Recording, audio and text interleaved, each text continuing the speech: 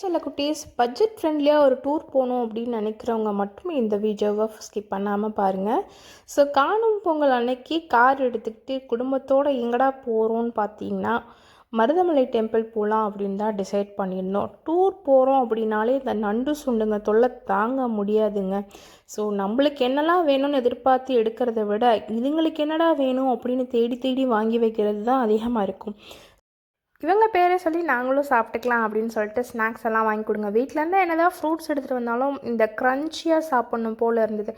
அதுவும் இல்லாமல் இந்த காரில் போயிட்டோம் அப்படின்னாலே நம்ம கூட சேர்ந்து நிறைய பேர் வாமிட் பண்ணுறதுக்கு ரெடியாக இருப்பாங்க. எனக்கு கூட இந்த வாமிட்டிங் சென்சேஷன்லாம் வரும்.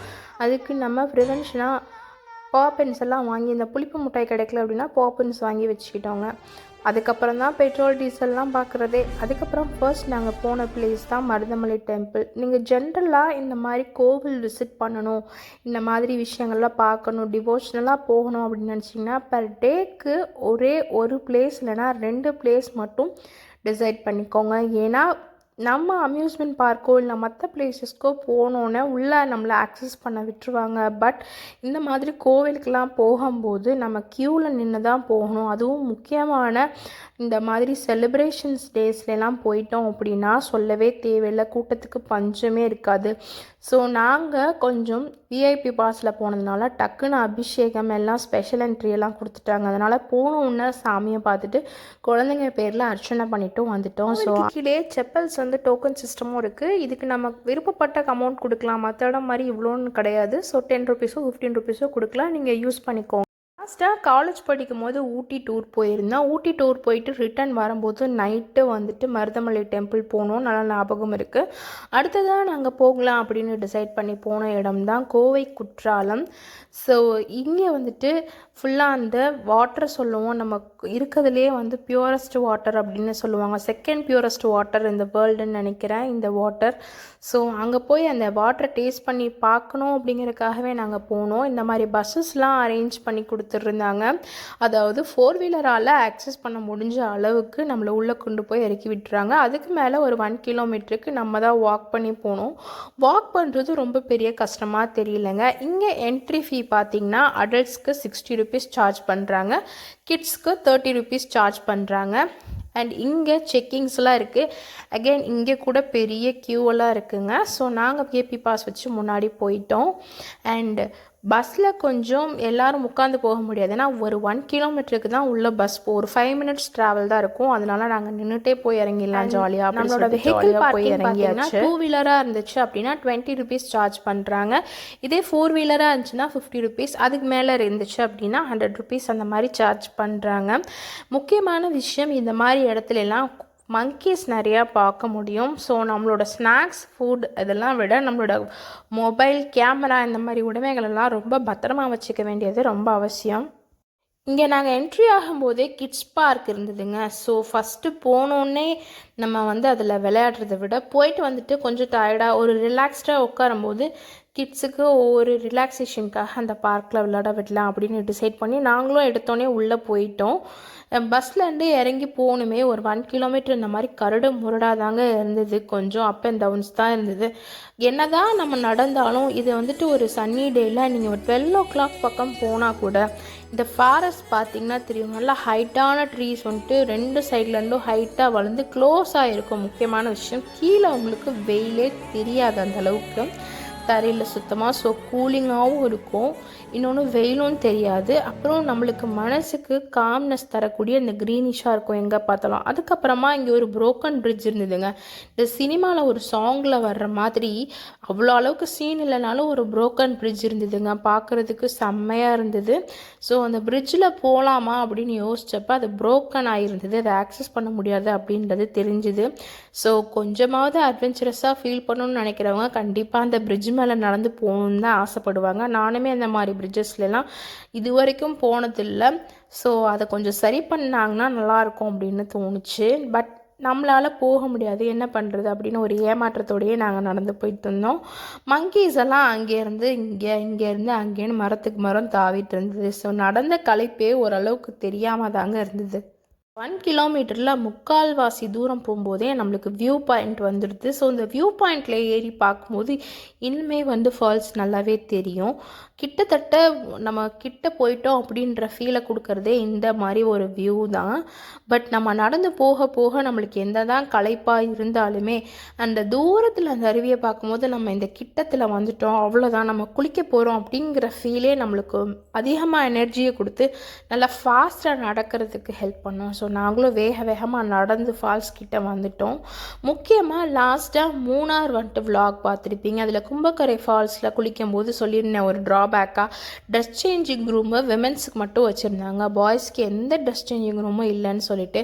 ஸோ அந்த குறையெல்லாம் யாருக்கு அதில் விழுந்ததோ என்னமோ, இங்கே வந்துட்டு 2 பேர்த்துக்குமே செப்ரேட்டாக ட்ரெஸ் சேஞ்சிங் ரூம் வச்சுருந்தாங்க. பார்க்குறதுக்கு ரொம்பவே ஹாப்பியாக இருந்தது. பட் ஃபால்ஸில் குளிக்கிறது அப்படின்றது இந்த தை மாதம் வந்துட்டு என்ன கேட்டிங்கன்னா ஒரு பேட் ஐடியாங்க. ஏன்னா நம்மளோட இந்த வருஷம் என்னென்னு தெரில, ரெயினுமே ரொம்ப லேட்டாக தான் இருந்தது, அதே மாதிரி பனிக்காலமுமே ரொம்ப லேட்டாக தான் போயிட்டு இருக்குது.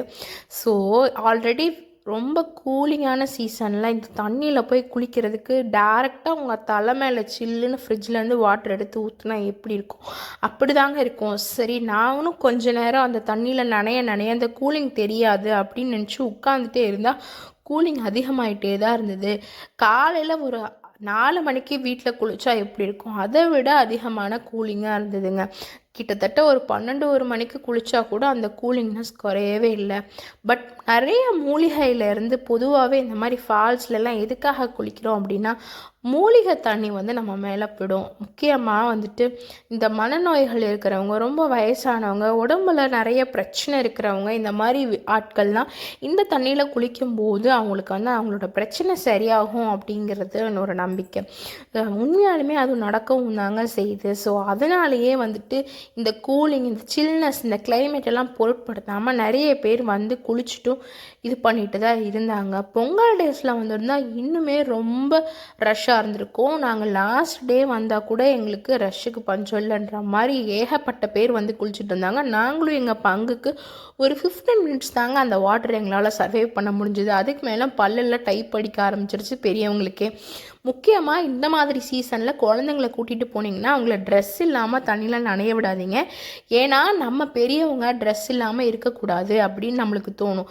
குழந்தைங்க தானே அப்படின்னு சொல்லிட்டு இவங்க நம்ம அண்டர்வியர்ஸோடு குளிக்க வைப்போம். பட் அந்த தப்பை செய்யாதீங்க. எதிர்பார்க்குறதோட பல மடங்கு கூலிங்காக இருக்குது வாட்டர். நிறைய ஸ்லிப்பரியான பிளேஸஸும் இருந்தது, அங்கேயும் அழகாக வாட்டர் ஓடிட்டு தான் இருந்தது. பட் அதனால் நம்மளால் ஆக்சஸ் பண்ண முடியாது, ஏன்னா ரொம்ப வழுக்கும் அப்படிங்கிறனால அந்த இடத்துலலாம் பாறைகள் இருக்கிறனால ரொம்ப டேஞ்சரஸான பிளேசஸ் அப்படிங்கிறனால அங்கெல்லாம் ஆக்சஸ் பண்ண விடலை. நார்மலாக குளிக்கிற இடத்துலையுமே கொஞ்சம் ஸ்லிப்பரியாக தான் இருந்தது. ஸோ பார்த்து போங்க. அண்ட் அதுக்கப்புறம் திரும்பி வரும்போது ஒரு இடத்துல பாறை மேலே க்ரீனிஷாக இருந்தது. ஆஹா பேக்ரவுண்ட் நல்லா இருக்கே அப்படி சொல்லிட்டு நாங்கள் ஃபோட்டோக்கு போஸ்ட்லாம் கொடுத்துட்டு இருந்தோம். அதுக்கப்புறம் தான் ஸ்னோ கொஞ்சம் கொஞ்சமாக விலகி அந்த மவுண்டெயினே தெரிய ஆரம்பிச்சுதுங்க. ஸோ குளிச்சுட்டு நல்லா இந்த மாதிரி தண்ணியிலலாம் குளித்தா நல்லா தூக்கம் வரும்னு சொல்லுவாங்க. ஆனால் இந்த மாதிரி இடத்துல இவ்வளோ சில்லுன வாட்டரில் குளிக்கும்போது நம்மளுக்கு தூக்கம்லாம் இல்லைங்க, பயங்கர ரெஃப்ரெஷிங்காக இருந்தது. குற்றாலத்துக்கே போக முடியலனாலும் இங்கே லோக்கலில் இருக்க பீப்புள்ஸ்க்கு நீங்கள் என்னடா குற்றாலம், நாங்கள் டெய்லி குற்றாலன்ற மாதிரி இந்த சிறுகை அருவி, அதாவது இந்த கோவை குற்றாலம் இருக்குங்க. என்னோட வருத்தமெல்லாம் இந்த பிரிட்ஜு மேலே நடக்க முடியாமல் போயிடுச்சே அப்படிங்கிறது தான். பட் வருத்தத்தை வெளிக்காட்டிக்காமல் நாங்களும் கிளம்பி வந்துட்டோங்க. முக்கியமாக இந்த மாதிரி இடத்துக்கு போகும்போது நம்ம குளிக்க தானே போகிறோம் அப்படின்னு சோப்பு ஷாம்பெல்லாம் அள்ளி போட்டுட்டு போக முடியாது. ஃபால்ஸ்னாலே உங்களுக்கு தெரியும் எந்த அளவுக்கு க்ளீன் அண்ட் கிளியராக மெயின்டைன் பண்ணுவாங்க அப்படின்னு சொல்லிட்டு. அதோட தன்மை மாறக்கூடாது அப்படிங்கிறதுக்காக அதை வந்துட்டு சோப்போ ஷாம்போ நம்மளோட பிளாஸ்டிக்ஸோ, ஏன்னா உள்ளே வந்துட்டு நிறைய ஃபாரஸ்ட்டில் அனிமல்ஸ் இருக்கும், ஸோ அதை நம்மளை டிஸ்டர்ப் பண்ணக்கூடாது. அதுக்கப்புறம் அது வந்துட்டு இந்த மாதிரி பிளாஸ்டிக்ஸ்லாம் போகும்போது ரொம்ப பொல்யூட் ஆகும் வாட்டர். அதுவும் இல்லாமல் இந்த அனிமல்ஸ்க்கும் அதோட வாழ்விடங்களும் வந்து காணாமல் போயிடும். அதனால உள்ள பிளாஸ்டிக்ஸே சுத்தமாக அலோவ் பண்ண மாட்டாங்க. லாஸ்ட்டாக கும்பகரை ஃபால்ஸ் போகும்போதும் இதே தான் சொல்லியிருந்தோம். ஸோ இந்த விஷயங்களை இந்த மாதிரி இடங்களில் மெயின்டைன் பண்ணுறது ரொம்பவே மனசுக்கு சந்தோஷமாக இருந்தது. போகும்போது எந்த மாதிரி நம்மளை வந்துட்டு பஸ்ஸில் பிக்கப் பண்ணி ட்ராப் பண்ணாங்களோ அதே மாதிரியே திரும்ப வர்றதுக்கும் பஸ்ஸில் பிக்கப் பண்ணி ட்ராப் பண்ணிக்கிறாங்க. இந்த இடத்துக்கு உள்ளே போகணும் அப்படின்னா நீங்கள் 5 o'clock வந்துடணுங்க. ஏன்னா 5 o'clock வரைக்கும் தான் ஆட்களை வெளியே இருந்து உள்ளே கொண்டு வந்து விடுறாங்க. அதுக்கு மேலே ஃபுல்லாக ரிட்டர்ன்ஸ் தான். அதனால் போகும்போது பெரிய க்யூவில் வெயிட் பண்ணால் கூட திரும்ப போகும்போது க்யூ வேக வேகமாக காலி ஆகிடும். ஏன்னா ஒன்லி வெளியே மட்டும்தானே போகணும். அதனால் வரிசையாக இந்த மாதிரி வேன்ஸ் வந்துக்கிட்டே இருக்கும். ஒவ்வொரு வேன்ஸ்லேயும் இந்த மாதிரி பஞ்ச் ஆஃப் பீப்புள் ஏறிட்டே இருக்கும்போது டக்கு நம்ம விட்டு வெளியே கிளம்பிடலாம். ஸோ வரும்போது இருக்கிற சோர்வு, வெயிட் பண்ணி போகிற அந்த சோர்வு அப்படின்றது நம்மளுக்கு திரும்ப போகும்போது இதில் தெரியல.